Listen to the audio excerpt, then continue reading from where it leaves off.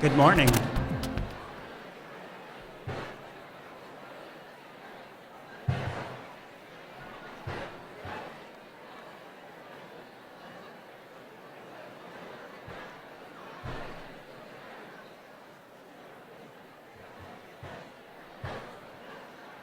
Good morning. I can stand here all day. It would be wonderful.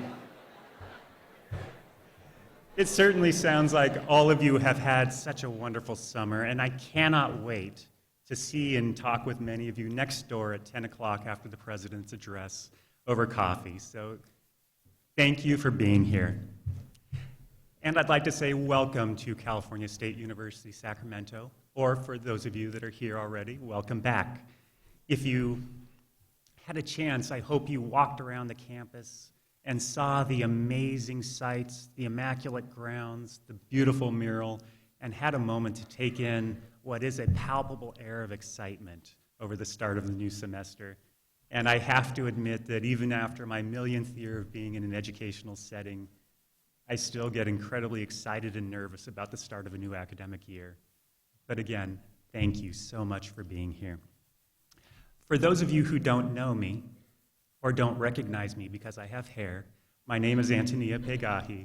I am chair of the Faculty Senate. I am a proud librarian at the University Library, and my pronouns are she, her, and hers.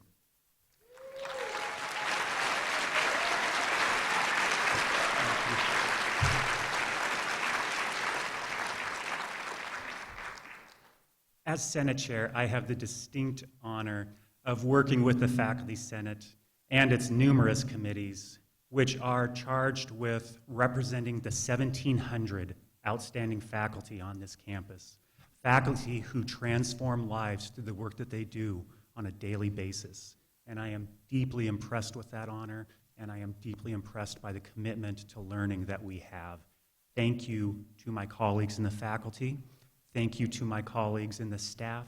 And especially thank you to the students who came to Sacramento State and make this an incredible place. I was going to steal ASI's motto, but I decided that they might get offended, so I'll avoid that for now. The Senate makes recommendations to the university president, primarily on matters of curriculum, but also on, frankly, whatever else we feel that we need to do so. It's our prerogative, you know, we have to do that. But I want to acknowledge that there are other similar bodies on our campus that do this work as well. Associated Students Incorporated, and I see you all right there.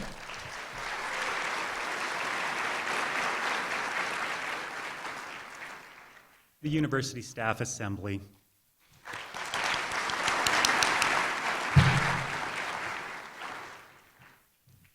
Our sisters and brothers who represent collective bargaining units, and so many more.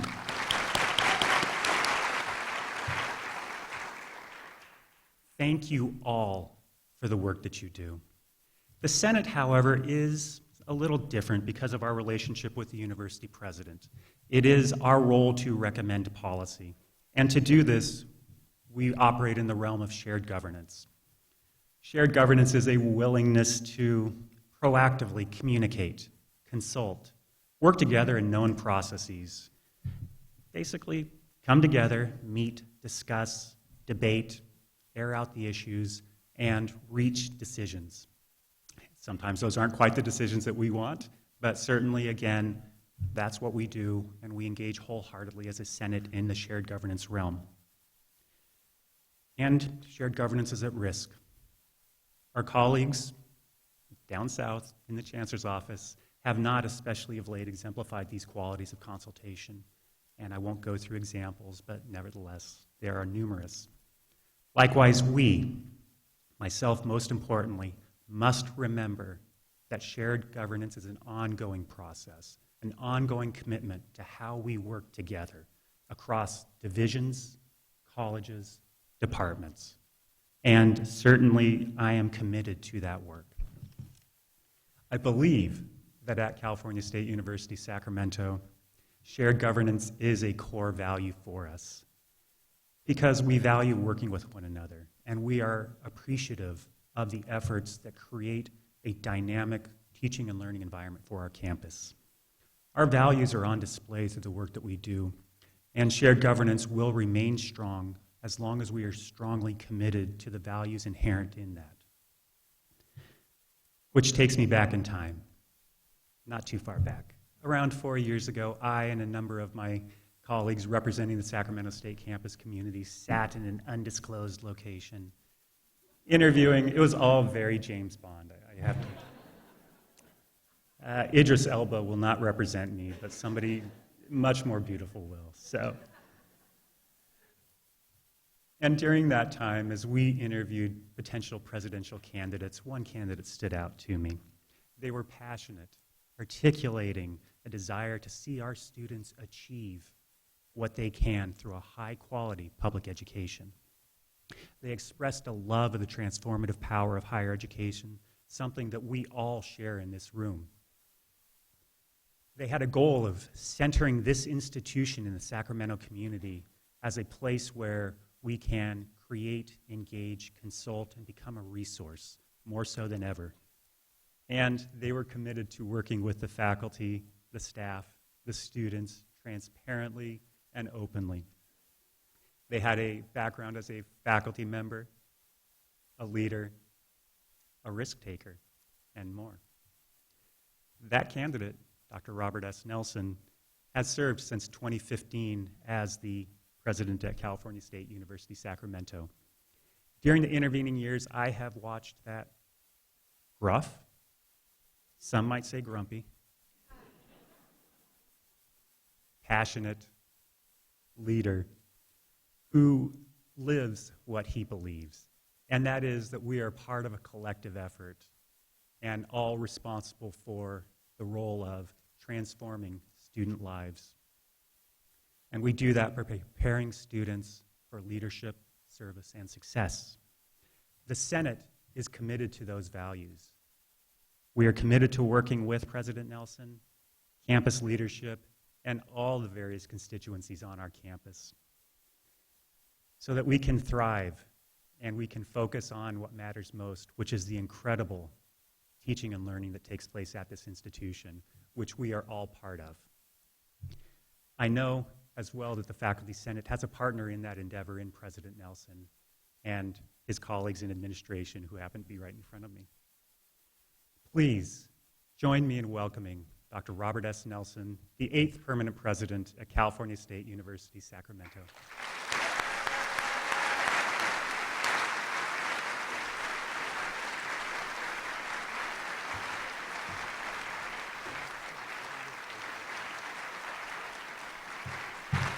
Now,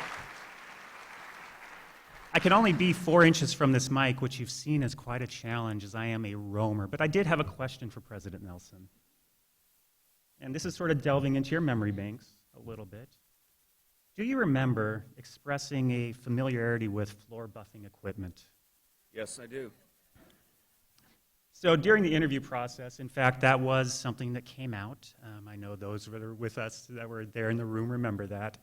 And during that time, you expressed a willingness to, in fact, have a floor buffing, waxing competition. With facilities. With facilities. With you. Anthony, I'll do it with you. Okay. So, wonderful.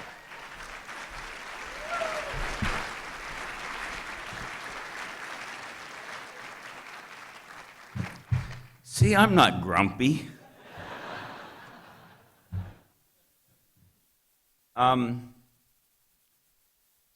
Some people asked me if I was going to make you cry today. This is not a cry speech.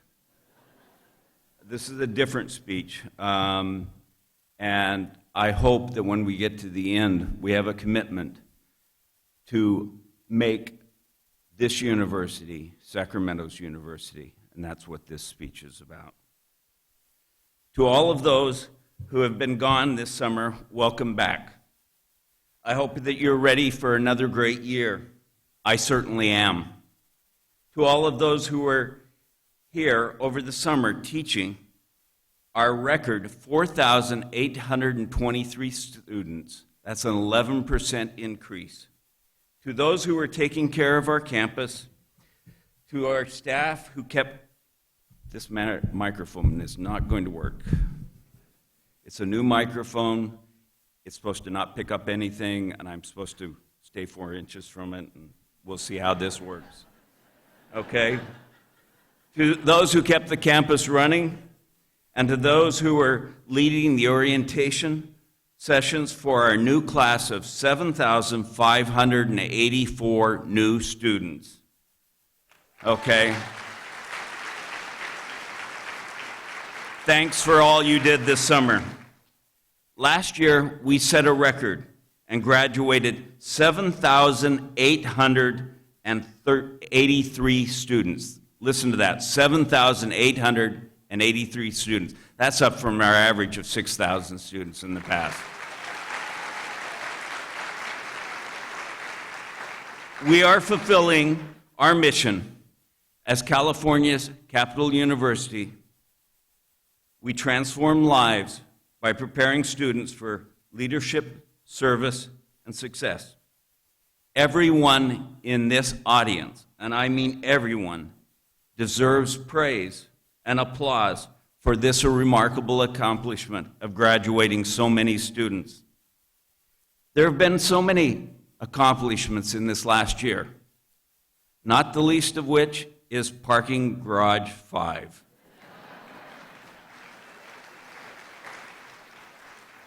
Can you believe how fast the science building is going up? And the student union will be finished by January. Communication sciences and disorders has finished moving to Folsom Hall. Finally, mathematics faculty have offices in Shasta.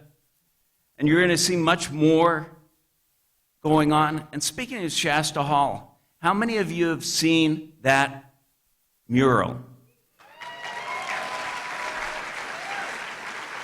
Sacramento, Sacramento, right? On August 28th, we will be celebrating the opening of the Sacramento State downtown at 304 S Street. And shortly, we'll see more construction as we begin to expand the well, and we move the McAuliffe ball fields to prepare to add for 1,100 new beds for our students.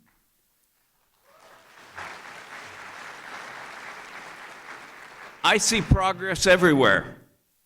For the first time in the history of Sac State, at least our Division I history, our football team is ranked nationally in 2 FCS polls as number 19 and number 23rd.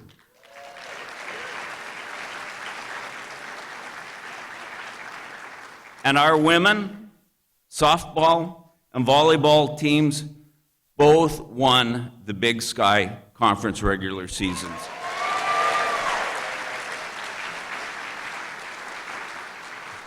Yeah, I see progress everywhere, but most of all, I see the progress with the 5 imperatives that we've set out.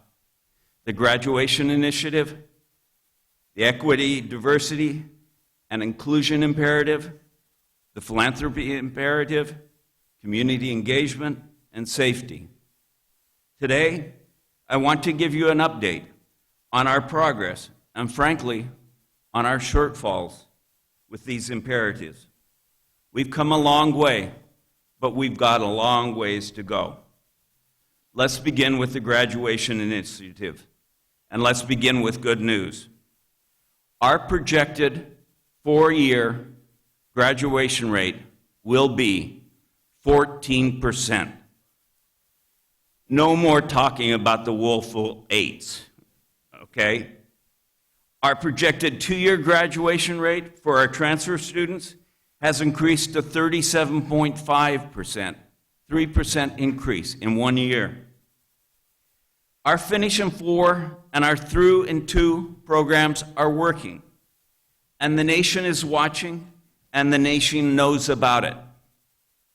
On October 28th, Sacramento State will receive, and this is a mouthful, but this is a national award, will receive the 2018 American Association of State Colleges and Universities Excellence and Innovation Award for Student Success and College completion for our Finish in 4 campaign. That is a national award taking place in Washington, D.C. This award was won by the faculty who taught the 726 additional sections, providing 13,000 additional seats for our students. This award was won by the deans, the associate deans, and the department chairs who scheduled those 726 sections. This award was won by the advisors and the faculty who have implemented integrated advising. This award was won by everyone, including the faculty and staff in information, resources and technology, student affairs and the registrar's office, academic affairs, business affairs, all those who helped implement Ad Astra, Platinum Analytics, Smart Planner, and all of the other software. This award was won by the custodians and the facilities personnel who clean our classrooms and maintain our beautiful campus. This award is huge, and it was won by you.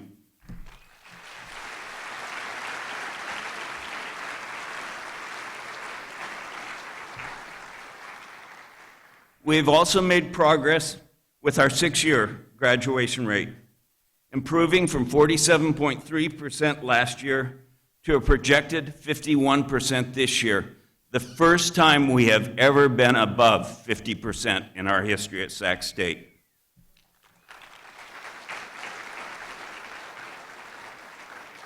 Nearly 75% of our first-year students are taking 15 credits or more, which is a huge leap from 21% in 2010. Unfortunately, only 38% of our transfer students are taking 15 credits.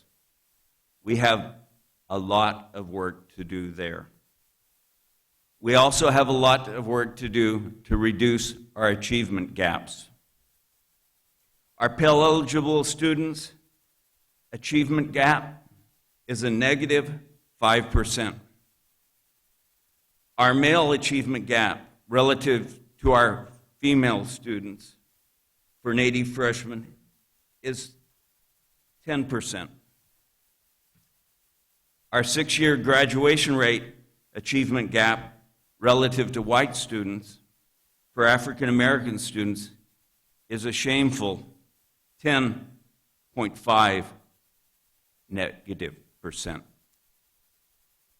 It's a negative 1.3% for Asian American students. But proudly, it is only a negative 0.035% for our Latino students. We need to make that across the board, and we can do it, and we can make it happen. The next award that we must win will be the excellence in eliminating all achievement gaps, regardless of ethnicity, gender, or economic disparities. Doing so will require more intrusive advising based upon predictive analytics using tools like EAB and Illum. It will require utilizing all of the tools that the math department has been developing, like Plum, Placement, Learning, Understanding, Mathematics, as we eliminate all remedial classes on our campus. It will require us to find innovative solutions like Arts and Letters has done with directed self-placement program and the creation of stretch courses. It will require that all eligible students fill out their darn smart planner. I know that's not what I wrote, but that's what I mean, okay? We need to use Smart Planner all the way so that we can predict the demand for our and the schedule for our classes. I know that we can succeed because I see success all the way everywhere I look, all around us. We've increased the number of our academic internships to 2,629. And we know that these internships dramatically reduce the time to graduation. We also know that supplemental instruction reduces the time to degree. Last year, we increased the number of courses with supplemental instruction by 39%, and the number of students taking those courses by 43%. We can and we will do more.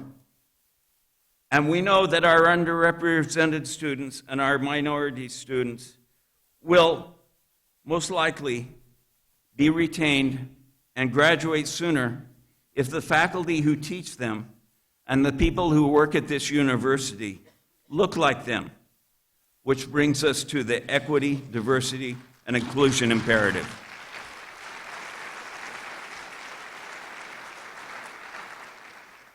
It is hard to believe that the Office of Equity, Diversity, and Inclusion is over 2 years old. The office has recently changed its name to the Office for Inclusive Excellence. The Executive Director of Inclusive Excellence, Diana Tate Vermeer, as a member of the President's Cabinet, has the same authority and responsibility as all of the other Cabinet members, the senior leadership of the university, because that's how important the equity, diversity, and inclusion imperative is for our university. Inclusive excellence can only be achieved through collaboration amongst all sectors of the campus. The Executive Director and the Diversity Council are committed to working with the colleges, the Faculty Senate, the Committee on Diversity and Equity, the Office of Faculty Advancement, the Office of Equal Opportunity, and others in facilitating training and helping the campus understand best practices, especially with regards to hiring. This summer, the Office of Inclusive Excellence collaborated with the Office of Faculty Advancement to publish an updated faculty recruitment guide in order to give search committees the tools that they need to recruit successfully and to have diverse and strong hiring pools. And frankly, we need both of these offices' help.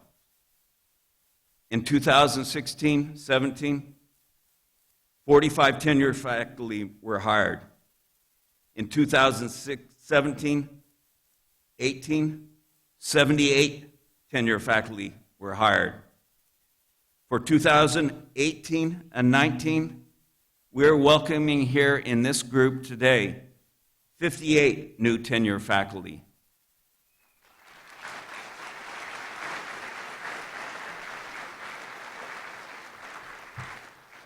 That's the good news. Now the bad news. Of those who reported their ethnic background, and not everyone did, of course, 46% of those hired in 2016, when we started this initiative, were faculty of color. In 2017, that number dropped to 38%. This year, only 35% of the new faculty reported that they were faculty of color. These numbers are unacceptable. And the Office of Faculty Advancement and the Office for Inclusive Excellence need to work hard, hand in hand, to reverse this surprising and disappointing downward trend. Equally disturbing, our staff and administration are not representative of our community or of our students. 7.7% of our staff are African Americans. 0.5% are Native Americans. 15.3% are Asian Americans and Pacific Islanders. And 19.4% are Latinx. These numbers do not reflect our community, nor do they reflect our values as a Hornet family.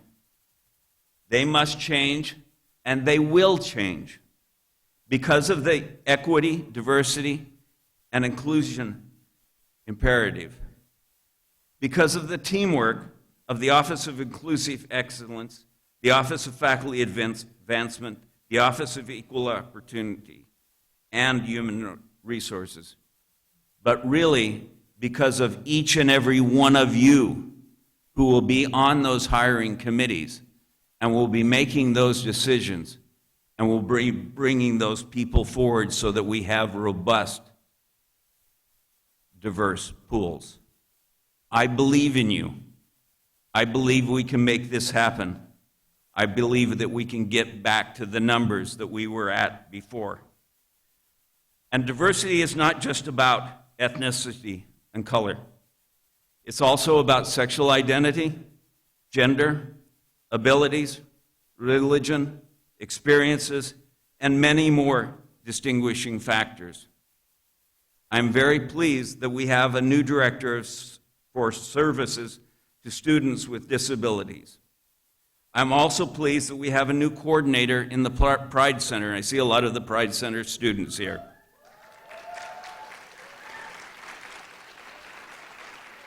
And currently, we're seeking a new director for the Americans with Disabilities Act position. We have a task force report on transgender student, faculty, and staff that must and will be acted upon. I want to reassure you that I personally, and that the university as a whole, and I'm certain that everyone in this room, we are all committed to supporting the mission and the goals of the Office of Inclusive Excellence and the equity and diversity inclusion imperative. The university and I are also committed to raising more philanthropic dollars for the university, to doubling the number of scholarships for our students, to rebuilding our reserves, to building an events center. That is why the third imperative, philanthropy, is so critical. We've made substantial progress with donors and donations last year.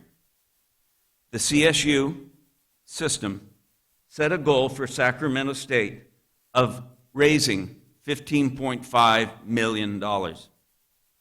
Well, we raised $23.89 million.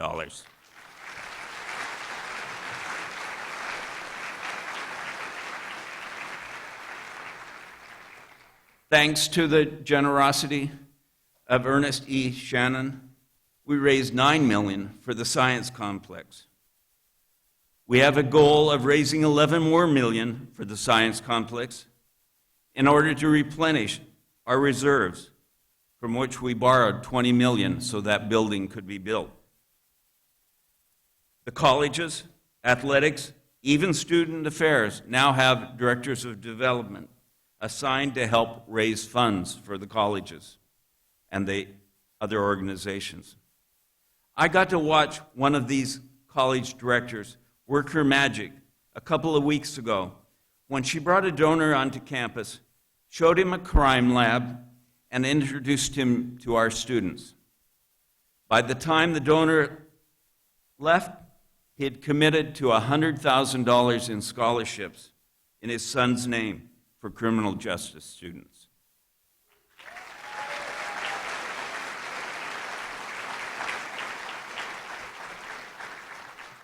And shortly, we will be announcing our first ever 8-figure, yes, more than $10 million gift to the university, because there are donors believe in you.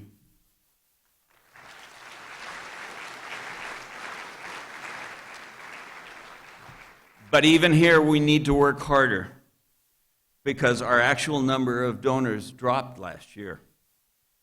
So even here, we must do more. I would like to skip to the fifth imperative, to focus on the progress that we are making with safety on campus. I want to keep community engagement until last because we will be rebranding that imperative and remaking that imperative in a way that will have a major impact on our university. I think that everyone is aware that we had 3 major incidents in the 2 most recent years involving safety on our campus. First, and absolutely the most frightening, there was the chemical spill in one of our chemistry labs. Then there was the lead in Santa Clara Hall from years of making lead hammers many months ago. And then there was the discovery of elevated levels of lead in our water. Safety, the safety of our students, of our faculty, and of our staff is paramount at this university.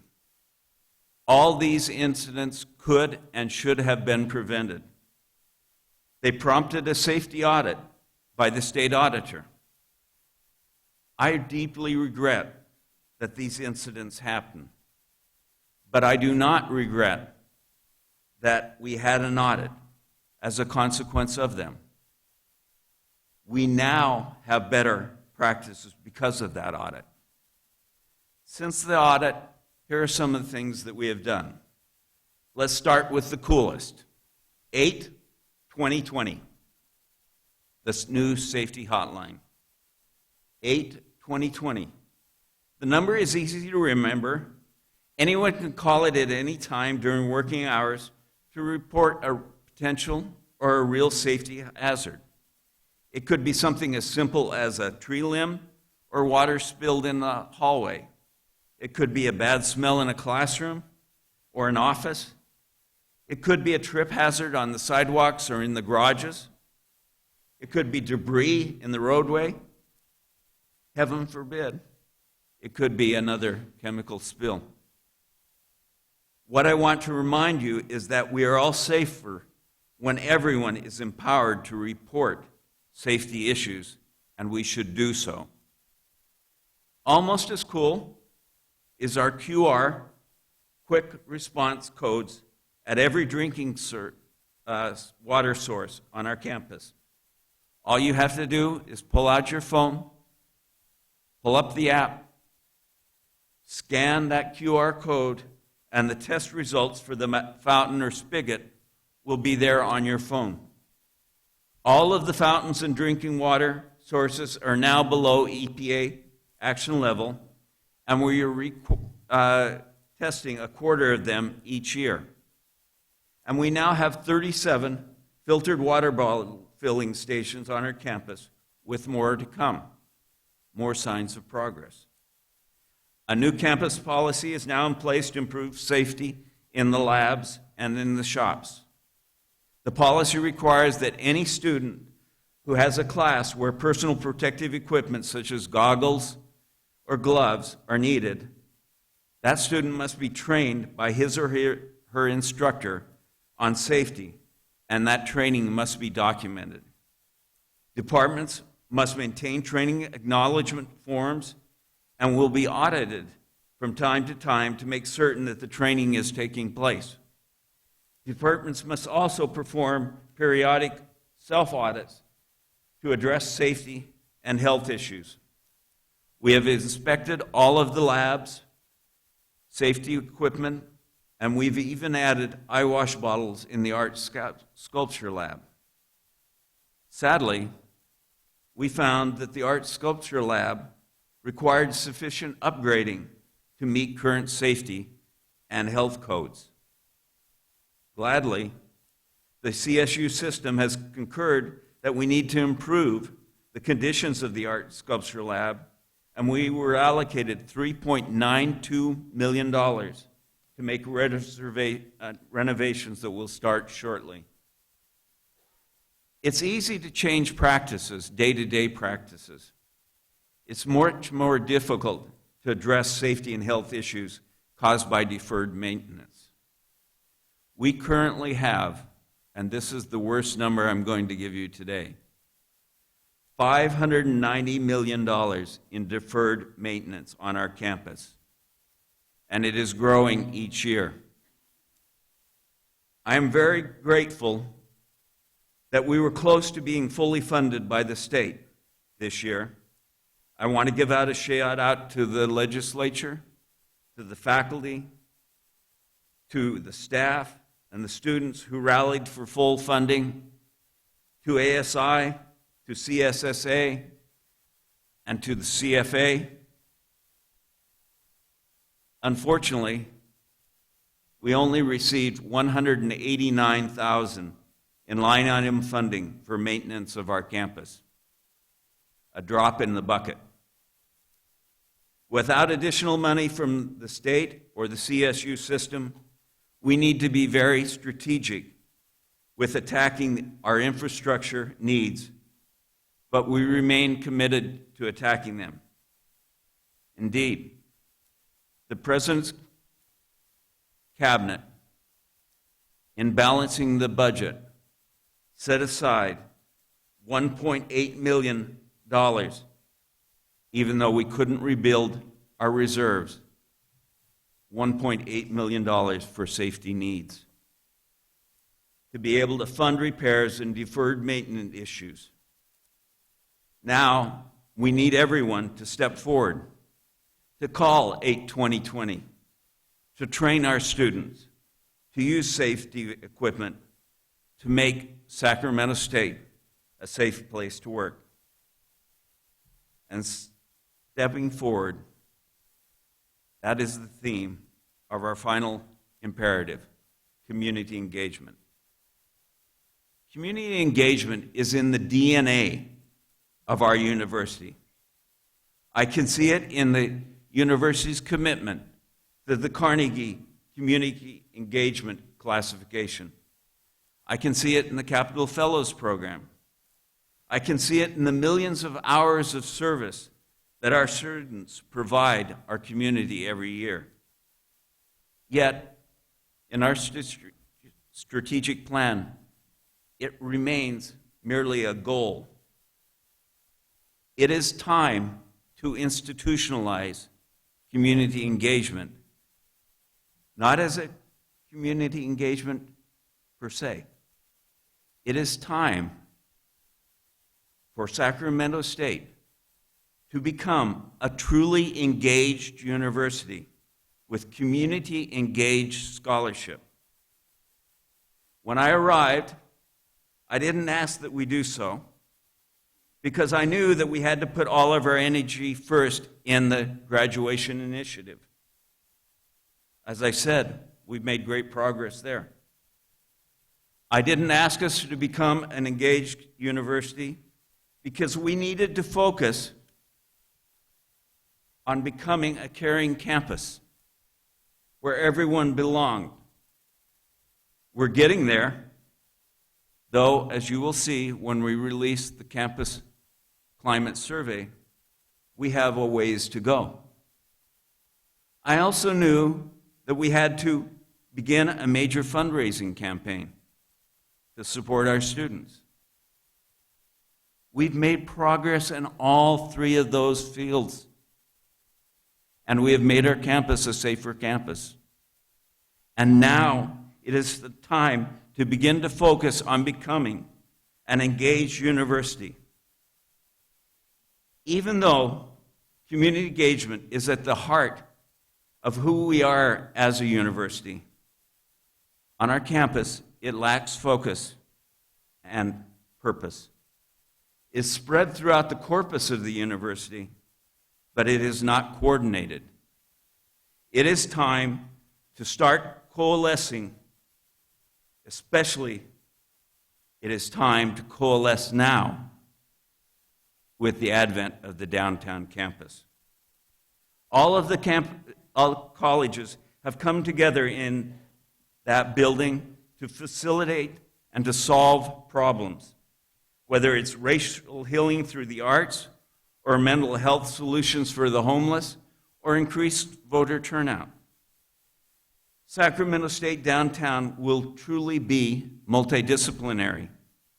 Faculty and researchers dedicated to improving Sacramento dedicated to our mission of transforming students for leadership, service, and success. Sacramento State Downtown not only validates our university as the capital university, it also ensures our place as Sacramento's university, as Sacramento's anchor university, of which I'll speak in just a moment. It is also coalescing in the work of the Community Engagement Task Force. The task force proposal brings together a variety of partnerships, volunteer efforts, community service initiatives, internships opportunities, and more. The proposal is strong and promising. It is multidisciplinary. And it, too, is another step in moving us forward and into declaring Sacramento State as Sacramento's anchor institution. At the same time the Community Engagement Task Force was doing its work, a group from the social sciences and interdisciplinary studies has been working on establishing a center for race, immigration, and social justice. This center will be multidisciplinary and dedicated to cross-fertilization of ideas and solutions. In the wake of the Stephen Clark's death and the racism that all too often raises its head in Sacramento, this center has a chance to heal Sacramento and to help fulfill Sacramento State's obligations to the city and the region as an anchor institution. I cannot pretend that there is new money in this year's budget for expensive initiatives to move us forward as we become an engaged university. A huge portion of our budget had to be used to fund compensation and benefits. The graduation initiative will remain our top funding priority. The $3.67 million allotted to it will go to hiring new faculty and advisors, to adding classes, and improving technology directly related to student success. To become an engaged university, to become an anchor university, we will need to pool our resources. We will need all divisions to contribute and to join together. We will need to end silos and eliminate duplications.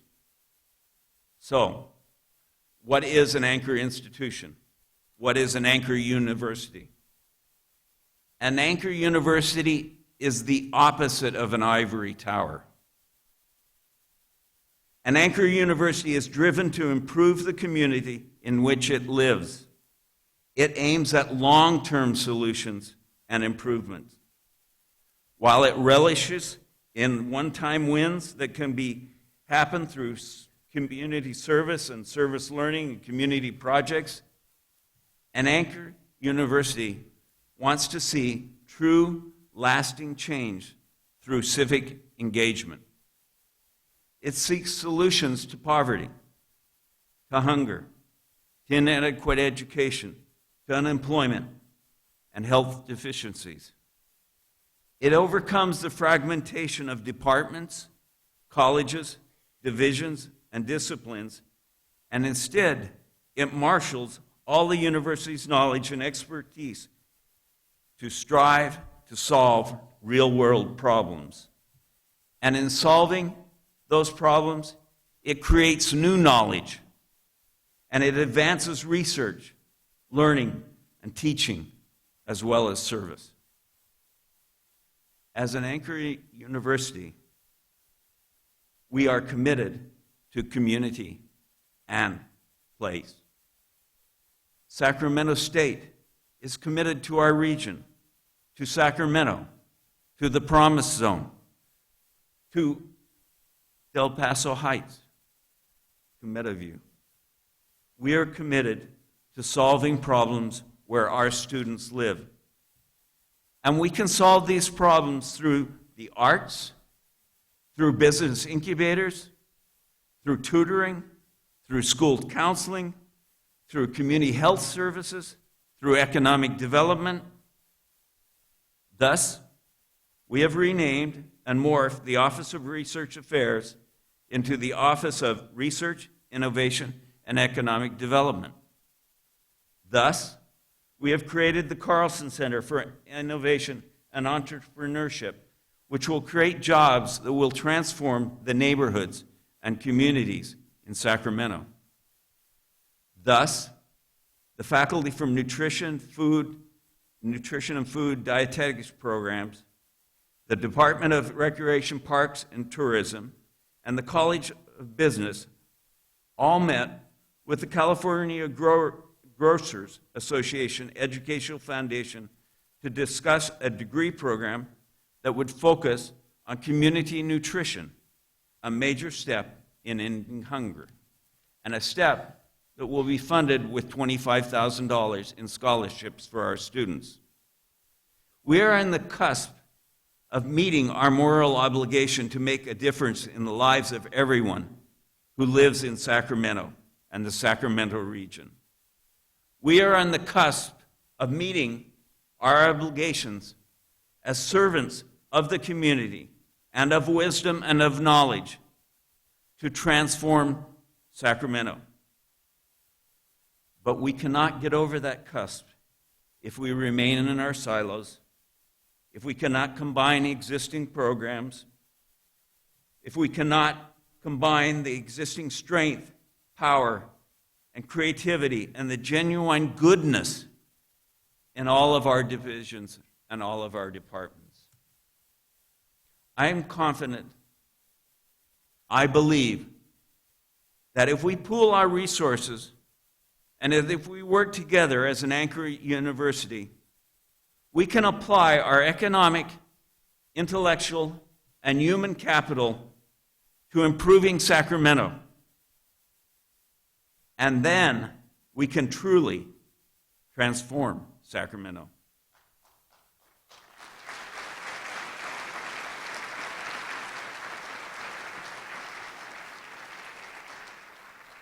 We can make Sacramento stronger. We can overcome historic inequity and injustice.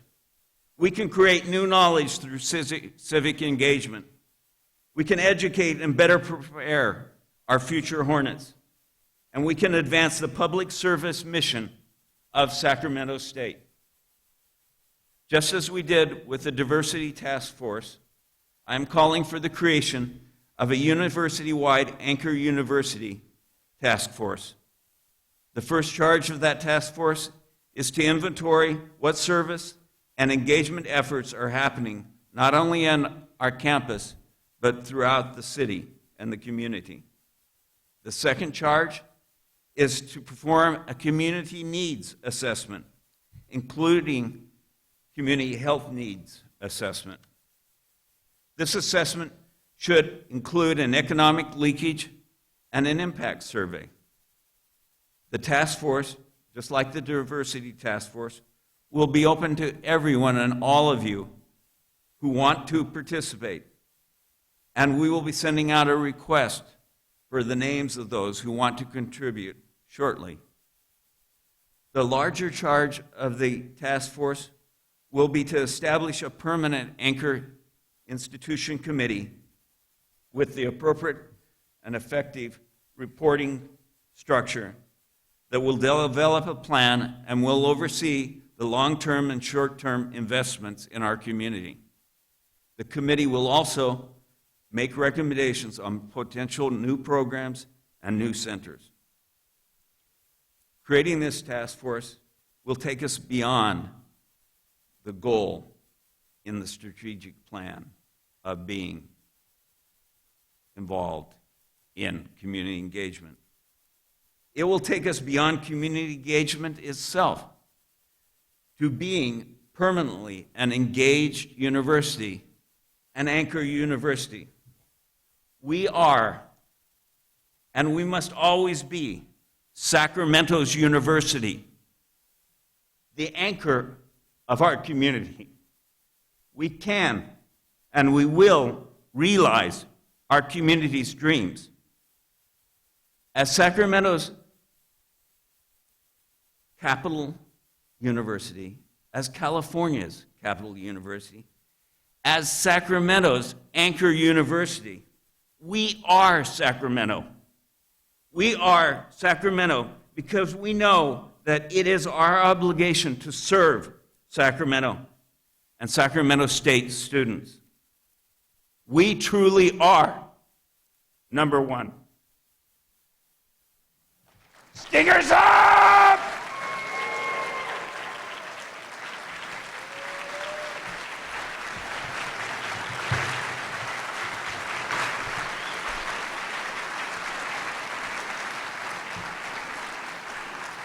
I believe in you.